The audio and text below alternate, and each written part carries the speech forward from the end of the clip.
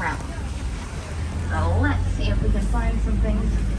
And actually, if you look over there to the right, in the top left corner of that clearing, there's an okapi. It's reddish brown, looking like it's wearing some zebra party pants, so that's the okapi. Very shy, very reclusive, and actually very good at hiding. So much so that it was thought to be a myth or cryptid by the Western world until 1901. It was once known as Africa's unicorn, due to the fact the Western world simply could not believe the okapi existed because it looks so very unique. And with the okapi and his stripes, those stripes are actually part of his camouflage, and a lot of the animals here in the forest do have stripes. If you've got really good eyes, you look here to the right. On top of this hill, laying down, there's actually some light brown animals over there. They look like deer. Those are greater kudu. And with the greater kudu, only the male kudu have horns, so those are some lovely ladies demonstrating their excellent camouflage ability. And when there is two black rhinos over here to the left, there's actually one walking around. There's also the tail and the one over here. Now, these guys are absolutely massive, capable of reaching weights of up to 3,000 pounds. And as you can imagine, something that big has very little to worry about when it comes to predators in the wild. In fact, the biggest threat to those rhinos are humans. And then going back to stripes here to the right again, we've actually got some reddish brown stripy animals, this time with horns. These are bongo. Bongo are also very shy, also very reclusive. Oh, it's me. Known for moving very quietly, very quickly through the forest, which has earned them the nickname the Ghost of the Woods. So now you can say that you've seen a unicorn and a ghost while here in Safari today. Then back over here to the left, those two black and white birds kind of hanging out in the clearing. Those are saddle-bill storks. And don't you guys be fooled, they're actually pretty big. When they stand up straight, they're around 5 feet tall, with a wingspan that reaches up to 9 feet across. But I do want to take us deeper into the reserve now, down to the Sabi River. See what animals we can find down there by the water. And the most famous animal that we might find by the water today is the Nile hippopotamus. But it is daytime and these hippos are nocturnal, so any hippos that we do find are probably going to be in the water. So do keep an eye open, because I see hippos over there to the right. They're a little bit hard to see though. They're kind of back in the corner.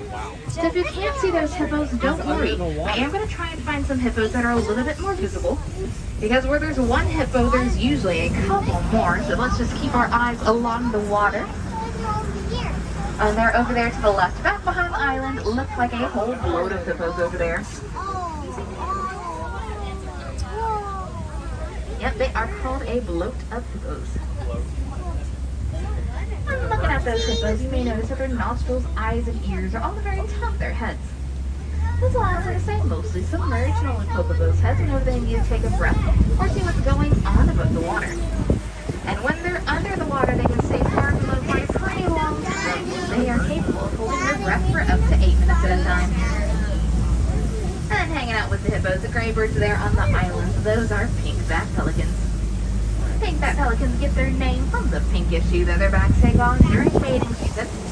And while they may not look like it, especially down there next to the hippos, the pelicans are pretty big as well. Just like the saddle-bill stork from before, they also have a wingspan that reaches up to 9 feet across. And keep looking to the left, because down there on the bank there are finally! crocodiles. Quite a few of them over there. And those Nile crocodile are the largest species of crocodilian in Africa, capable of reaching weights of around 16 feet on average. Which, to put that into perspective, is about as long as a giraffe can get tall. So think about that. And sometimes you may notice those crocodiles actually sitting down there with their mouths gaping open. Does anyone know why they do that? Yeah, they'll do that to cool themselves down. Those guys are ectotherms. This means they can't regulate their body temperature internally like you or I can. And so they have to do things that affect their temperature, like getting out in the sun, getting back in the water, or opening their jaws real wide to let hot air out and cool air in. And in just a moment, we're going to be heading into the savannah. And you might notice already that things look just a little bit different than the forest. While the forest area is really thick and lush, the savannah is more open in comparison. really shaped by the millions of migratory animals that go across it every single day. I do see some of those migratory animals off in the distance, and don't you worry, we're going to talk about every single one of them. But I do want to make sure that we get even closer before we do. So yes, I see a giraffe, I see the Ankole cattle. And I think we're actually going to start with the Ankole. So they're going to be the cows with the really big horns. We've got some up ahead, walking around in the center of the savannah here. Those are Ankole. They are one of the only domesticated animals here on the reserve, also called Watusi cattle, after the people that first domesticated them. And those impressive horns that you can see there on their heads can actually reach lengths of up to 8 feet long.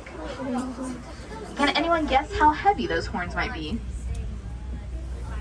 500. So very close. They're actually around 10 pounds each, which would be heavy for us to have on our heads, but for the Ankole, it's almost nothing. Those horns actually aren't solid inside. They're more composed of a honeycomb structure, and the cattle will use them to cool themselves off by sending blood up through them, which gets it away from the body, exposing it to air, and that helps let off the excess body heat. And we'll get a nice look at them as we're continuing around the savannah here. But, oh, look over here to the left.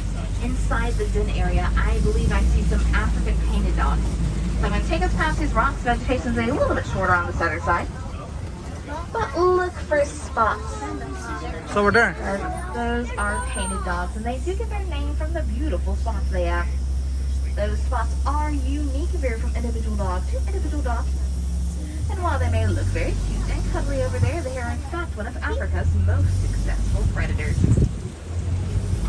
I'll keep looking to the left because we do have the sables over there. Those are the reddish brown antelope over there without stripes and the curved horns. They're kind of hiding back by themselves.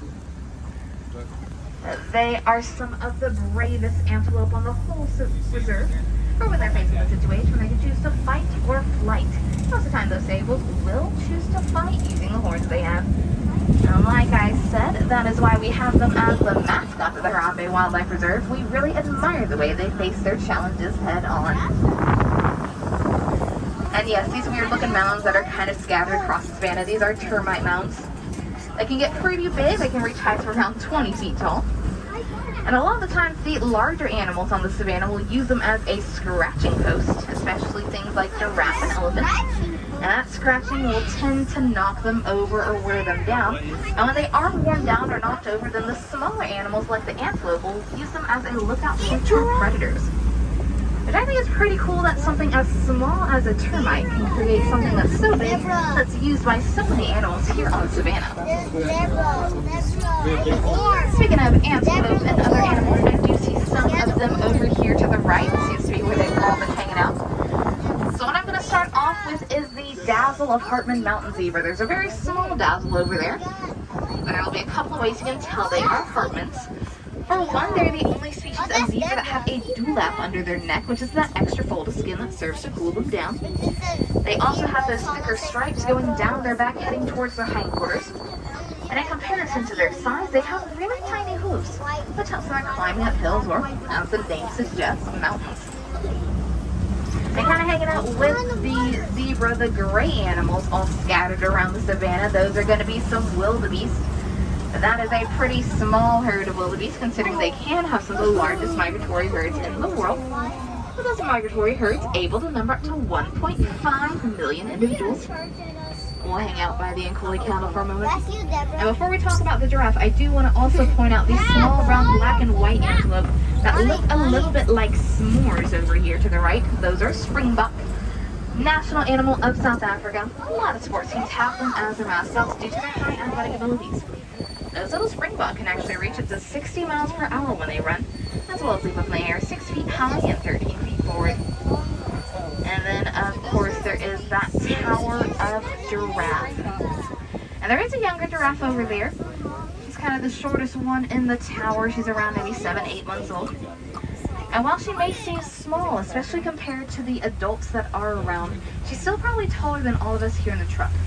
Because when little giraffe are born, they are around 6 feet tall, and giraffe mothers give birth standing up, so those 6 foot tall babies have a 6 foot tall drop. That's their first introduction to the world. But don't worry, that drop is beneficial to the babies, because it's the shock of that impact that lets their systems know they need to start breathing on their own. little babies grow up, they're going to be the tallest land mammals in the world, capable of reaching heights of up to 17 to 19 feet tall, sometimes even taller.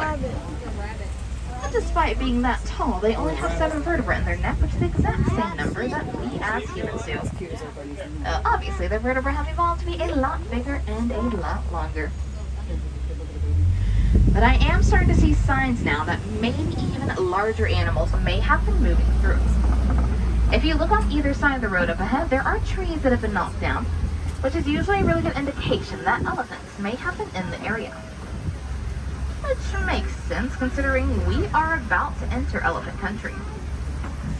Now, as big as these elephants are, sometimes they're quite good at hiding if they are indeed around, but I actually do see an elephant over here to the right. Kind of see him in between the gaps of the trees there. Oh yeah, I see. That is an African elephant. I'm actually going to talk about him in just a moment. We'll actually get a look at him head on. Instead, I want to point out over here to the left the mandrill monkey, because there's a baby running around. Oh. There she goes. Largest species of monkey in the world. And yes, they are a monkey. They do have a tail. It's only around 3 inches, but it still counts as a tail. They're also incredibly shy, so it's really rare to see them, especially with a baby at as close to the road as we did. So that was really neat. But I do want to catch another look at that elephant. Looks like the rain normally take its clothes. Seems like we got washed away by some rain. But that's alright, we'll still get a really nice look at the elephant over there to the right. So like I said, that is an African elephant. You can tell by looking at the shape of his ears. Ears kind of look like the continent of Africa, which for me at least is the easiest way to tell between an African elephant and Asian elephant. And actually this alternate route that we're on will still take us to where we want to go, which is straight to the heart of elephant country. Unfortunately, we'll also take us over the oldest bridge in the whole reserve. But as long as we all think light thoughts, we should be just fine. I hope. You know, this bridge did have a habit of breaking back in the day. Phew, I made it. Okay, looks like the rest of you guys made it as well, so no problems here. I won't have to fill out that paperwork again. But going back to elephants, I am starting to see some more signs, and maybe more elephants may have been moving through. If you look at these red clay pit walls, there are tusk marks. Now, elephants love the red clay pits, so they'll use their tusks to scrape off the clay and then eat it for the nutrients and minerals that they need in their diets. So, if there are more elephants around, and I do see one over there to the left, looks like it's migrating into this area by the baobab tree. So we'll see if it's just that one elephant. No, it looks like there are a couple here in the area. It seems to be a herd of them. The thing about elephants and their herds is that they'll separate into different herds depending on whether they are male elephants or female elephants. So female elephants and their offspring will hang out in much larger herds called the matriarchal herds, which are led by the oldest female elephant, also known as the matriarch. As she is the oldest, she knows all the best places to find food, water, and places to avoid. Male elephants will tend to be a bit more solitary than the females in comparison. They'll hang out by themselves or in loose groups called bachelor herds. I don't know if you can tell, but there is a younger elephant over there. She's kind of on the other side of the one that's by the rocks. Not exactly a baby anymore. She's a juvenile elephant, around 4 years old. But she was born here on the reserve, and she's still the youngest elephant that we've been seeing, so it's always really special to get to see her. Especially because it takes a really long time to make younger elephants. Female elephants are actually pregnant for almost 2 entire years for giving birth, which is a really long time indeed. But it kind of makes sense if you think about it. They are the largest land mammals in the world. And keep your cameras pointed over here to the left because we are going to get a nice look at it. And how they drink is pretty cool. They do suck up water into their trunk and then spray the water into their mouth. They don't drink it through their trunk, but they do bring it up to their mouth that way. And their trunk can actually hold up to 5 gallons of water at a time. Quite a lot. And it looks like a whole flamboyance of greater flamingos have also decided to make their home here in elephant country. And I see baby flamingo. So those are the little gray and fluffy ones. They look like cotton balls with legs. Those are the babies. Now, when looking at all of those babies, you might be able to tell that the mango doesn't start out that medium coloration. They are colorful. Yeah, look at from all of the brine shrimp that they eat. That brine shrimp is full of beta carotene, and it's that beta carotene that'll turn their feathers that really beautiful pink color. It'll actually take flamingo about a year to go from the gray and fluffy chicks all the way to the pink adults. And as cute as they are, I am going to leave Elephant Country on the side. Head deeper into the reserve yet again. See what else we can find out here.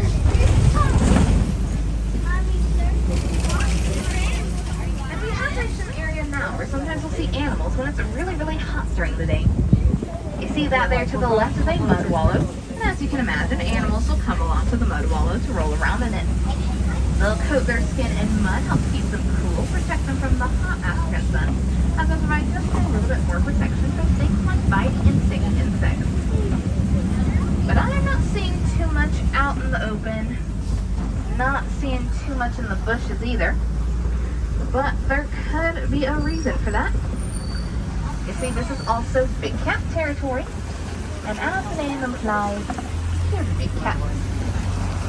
Now, the light is set up on these ridges and hills, especially over here to the left, and I actually do see a cheetah. It's going to be a little bit hard to see, but if you look way far back on the hill to the left, it just flicked its tail. It's kind of framed between two trees. Right There's a cheetah over there.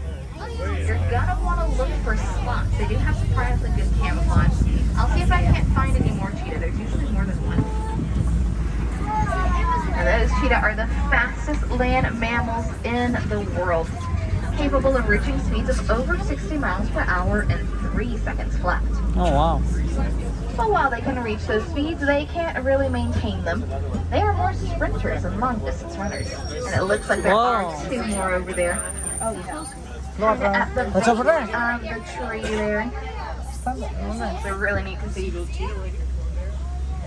And out of all the big cat species in the world, the cheetah is the only one that can not retract their claws. Now again, have sharp eyes, look over here to the right because there are some water buck over there. Again, light brown animals, they do look a little bit like deer. And just like the greater kudu from before, only the male water buck have horns, so those are some lovely ladies. And they do get their name from the amount of water that they drink. It is a lot, especially for an antelope. And because of that reason, they're usually found near sources of water. And their fur even secretes a substance that helps make it waterproof. So if danger comes along, they can hopefully just jump in the water and swim away. Now I do see a white rhino up ahead here to the right. We'll get to see it again in just a moment, but it does look like there's a crash over there. So a whole crash of these white rhinos, as well as the bontebok. I'm actually going to talk about the bontebok since we'll see the rhinos again in just a moment. The bontebok is a little bitty antelope off by himself, also known as a patchwork buck due to that beautiful coat of his. But that coat once got him in a whole lot of trouble, for he was almost turned completely to extinction due to his coat. At one point, there were only around 17 of those bonteboks left out in the wild. You can imagine that, 17 left of an entire species. But luckily, local farmers did notice their populations were beginning to disappear, and so they rounded up remaining bontebok and protected them. And then over here to the left, there are some warthogs hanging out by these burrows.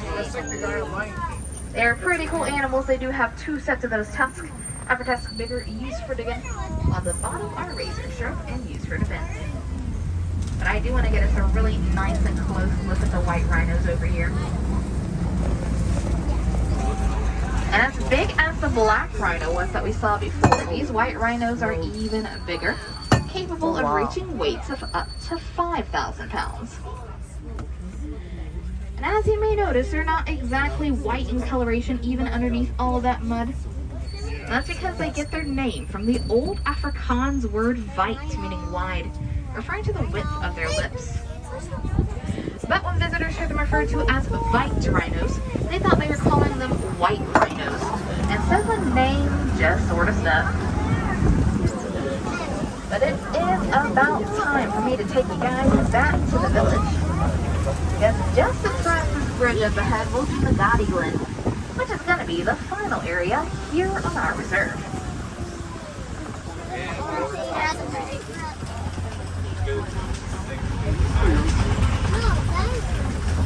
And here at Magadi, we do have the warden's post. And he usually has a couple of projects that he's working on. So we'll take a peek, see what's going on over here. Oh, but I see something more exciting than the projects. I see some Nigerian dwarf goats. Now they're going to be over here to the left, they're around the picnic area. They are pretty small, pretty cute. And they're small size since they require less space and food than other livestock animals such as cattle. And their milk is actually highly valuable. It's very sweet and very nutritious, which helps the village rely less on wild populations of animals when it comes to needing resources. And because these goats do typically live here on reserve, it's very important in this shared area. Expansion is such a way that promotes harmony between the people that use the land, as well as the wildlife that use it. And with that, those gates do mark the conclusion of our safari. We got to see some amazing animals today, some amazing sights. But as time goes on, animals and sites like that are in danger of being lost forever, as more and more species face threats such as habitat loss, poaching, or even extinction. It's not all bad news though. There are people and organizations like Disney all around the world that are banding together to try and conserve these species for future generations. And there are a lot of things that we can do as well to help. There's even something you can do around your home for a type of species much smaller than the animals we saw today. And that is to join the Bring Back the Pollinators project. Pollinators are actually really important to us. They are responsible for about 1/3 of the world's food and drink production. So if you like to eat and drink and you like to continue to help the pollinators and continue to help us, there's a couple of easy things that you can do. First thing you can do is to plant native flora around your house so the pollinators have a source of food all the way from spring to fall. You can also provide nesting area for those pollinators. A lot of them are ground nesters, so that's easy as leaving a little bare patch of ground for them to get into. You can also reduce or eliminate your use of insecticides. Insecticides do tend to target all insects, not just the ones that you consider to be pests. And then you can educate yourself, your friends, your neighbors on pollinators, what they do for us and what you can do for them. Again, that project is called Bring Back the Pollinators. But it looks like the warden is calling us in, which means it is time for us to part ways.